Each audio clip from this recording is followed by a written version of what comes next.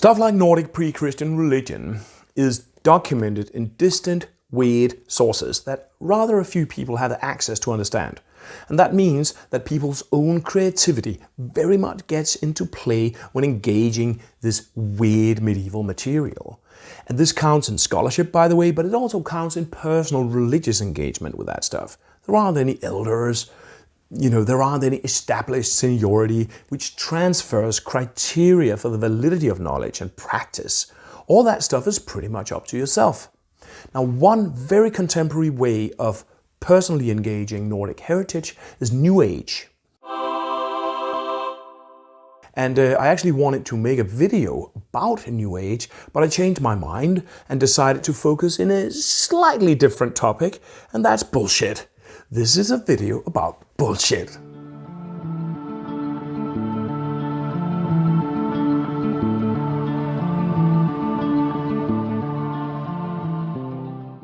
So back to New Age.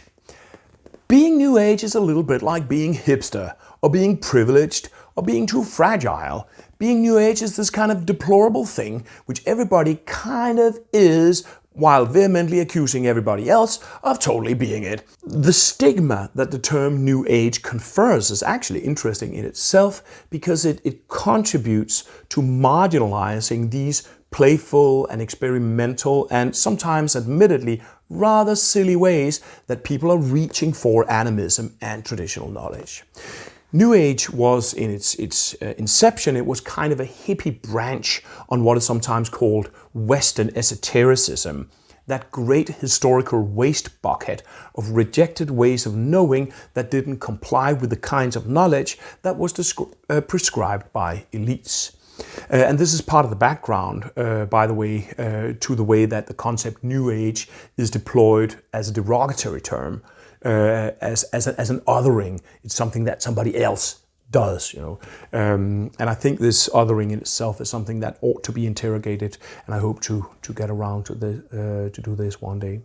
It's also part of the reason, by the way, that I've been a little bit hesitant criticizing New Age, because the kind of people who mostly criticize New Age, they often don't seem to me to have something better to put in the place of New Age. One example is that New Age criticism is often voiced by a kind of heathens that are called Reconstructionists, and I find Reconstructionism to be a rather convoluted project, trying to produce some sort of modernist, culturalist polytheism or something like that. I also suspect that there's stuff going on inside the field that we can roughly label New Age, which should probably not be condemned. But boy, there is also a lot of bullshit in there.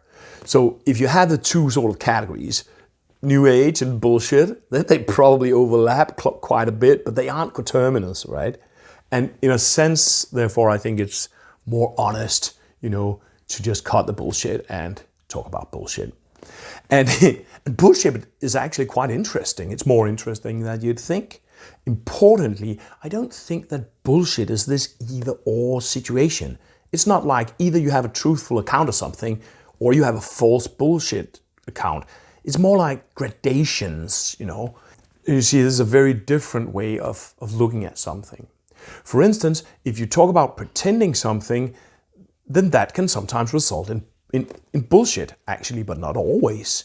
I think there are more of gradation of degrees, for instance, in pretending.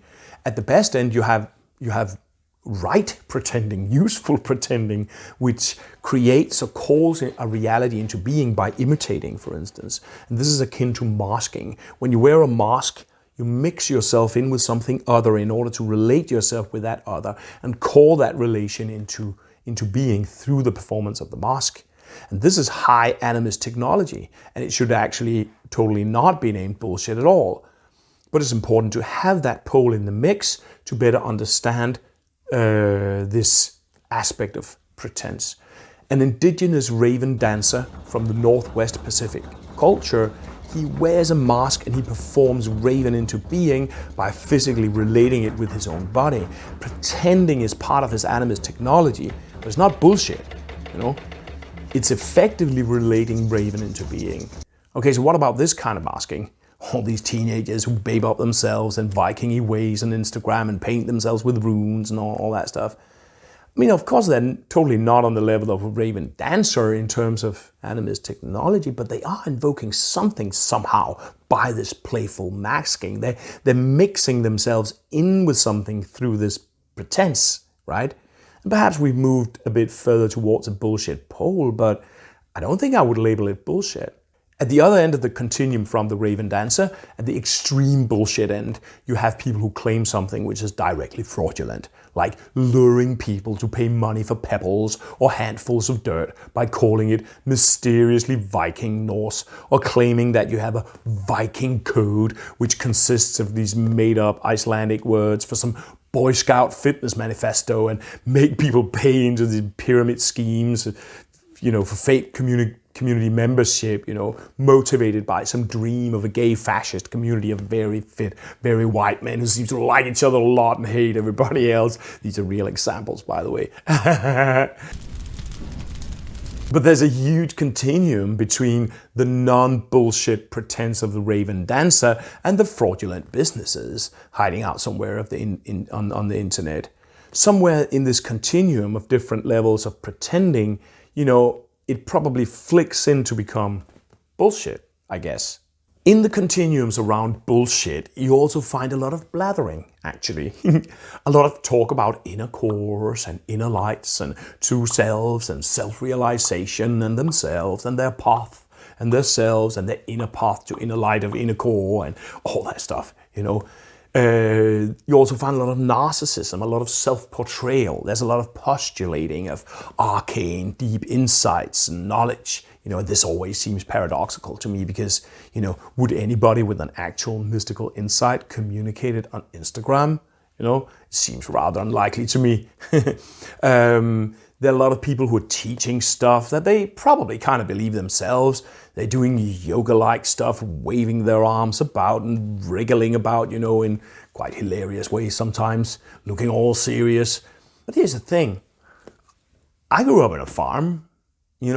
Shit from cattle is actually manure. I suspect that people sometimes find important stuff through bullshit. And I suspect that useful stuff sometimes grow out of shit. For instance, this case that I mentioned here of this playful pretending, all these little white suburban middle-class girlies who paint themselves and babe up to look like these mega goth manga metal emo vulvas or whatever the flip that is, They seem to be endlessly photographing themselves in autumn forestscapes and so on. And I once arrogantly scoffed at all that. I was chatting with the grand old lady of Nordic Shamanism, Annette Høst, and she told me, no, that stuff is a bit like casting a vision of themselves. I mean, of course, a blind cat can see that these persons are not like what they're trying to portray, but that phone there, it becomes like a magic mirror to them, where they visualize, they manifest, they invoke something inside them. And that thing inside them, that is true, that's authentic, And I think that playfulness and that masking, of course it isn't on the level of the raven dancer, but it still does something. And I don't think I would stamp that bullshit. I think playfulness is important. I don't claim to understand it to the bottom, but I think it's probably mediates something somehow. But man, I mean, at least some of us also need to be able to tell the difference. And if we can't do that, then we're just mired in bullshit. And telling the difference is not necessarily all that easy all the time. I'm going to give you a funny example of that. I came across an article that was written by a Native American woman who's a shaman, and she criticized this plastic shamanism that is sometimes applied in stereotyping white people. And the article directed itself to all the white women who want to be like me. And this article was widely shared by platforms of indigenous empowerment and so on. And I then checked out the homepage of this indigenous woman, and I landed in a universe of pink. The homepage of this woman who calls herself stuff like, healing spirit and sacred rainbow and these kind of things. I promise you, I'm not exaggerating this. It immediately started to throw these rather aggressive marketing at me, like a chat window railing me in with some algorithm response system. a pop-up came up with a questionnaire that proposed to define my spirit animal. And out of sheer perverse horror, I took this questionnaire and I took screenshots of it, and I came to the conclusion that I should probably change my name to Soaring Eagle Rasmussen. Isn't that crazy? You know, this woman uses, in this case, indigeneity, or claimed indigeneity, can be difficult to tell on the internet, to criticize plastic shamanism, but she makes the criticism itself a lever for bullshitting more effectively. She went viral peddling plastic shamanism under the guise of very judgmentally opposing it. Now, I find it difficult to set down strict criteria for what's up and down. What I'm trying to do myself is to just use my common sense. When I see somebody waving their arms in some way that's supposed to be some yoga self-realization program, then I ask myself, is there a real knowledge there? Is there real mastery? You know, try to look at this stuff here. This is Hallgrim Hansegård from Norway. He's a legitimate master of Halling dancing, a deep traditional Nordic movement system. This is mastery, and this is a knowledge keeper, right? And of course, I'm far too professional and dispassionately above all this stuff to now show you a really outrageous counterexample to that. Nah, I'm just fucking with you. Would you take a look at this? What is that? What are these symbols? Are they supposed to be runes? Oh yeah, yoga. Of course. What is that on his face? What's that thing on his face? Reminds me of that thing from Aliens. How many years is he talking about? It's based on the runes, which are tens of thousands of years old.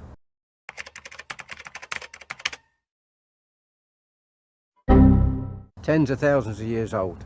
You see the difference between these two things. And admittedly, of course, the difference is not always that clear, but we must tune our perception to sort of tell the difference. I think playfulness is important, but there's a fine line somewhere where it clicks over and just becomes ridiculous. Or just full of itself. Or both. Often both. I ask myself, you know, what is the knowledge level that's being spoken from here? Is there a knowledge tradition, or did the person just pull the whole thing out of his arse? You know, under the pretense of being some deep and insightful inner core thing. Is there an education? Is there humor? Just a touch of not taking yourself too seriously as a really good marker, I think. What is the nature of what I'm being told? Does it have an actual content, or is it just some Uranus center, Uranus path force kind of shit, which doesn't make any concrete proposition of any sort, but it's just this kind of language that rolls along like basking in its own fancy schmancy sound. You see that quite a lot. So sort of language that's just rolling along. I often ask myself, where is this located on a continuum between flowery, meaningless postulates and real content? Is there something concrete, propositions being made? You know, where is the person's focus directed? Importantly, you know, and it should be on something. It should be something outside the person itself. You see a lot of blathering that seems motivated by low self-esteem. You know, basically attention addiction. Driven by attention addictions. I almost feel it's offensive when I encounter this kind of communication. It seems to not be about something. It's not directed at something, not interested in something, but the thing is sort of just taken in to serve the narcissism of the speaker. And that's absolutely horrid. And I advise you to shun that. As contemporary Eurodescendants, most of us do not have access to actual elders, to actual initiations. And stuff like traditions of senior knowledge keepers who can vouch for the rightness of a right story, it's just not available to us. And that's part of the reason I think that there's so much bullshit around, and often catastrophic bullshit. So I think that we have to figure it out by ourselves, and in that process we need to keep our wits about us and become very wary about what kinds of bullshit we're dealing with, when we're looking at contemporary exponents of Nordic heritage. So yeah, thanks for listening. I hope this all made sense and wasn't too offensive, and see you around. This is the Nordic Animism channel. My name is Rune Hjarnø Rasmussen, historian of religion from Uppsala and Copenhagen universities. On this channel I talk about my research and different initiatives focused on recovering North European traditional animist knowledge of land connectedness and kinship with the other than human world. And I try to make these parts of our cultural history available, try to dialogue them into our contemporary culture. You can Patreon support my work or visit my web shop if you want to support this.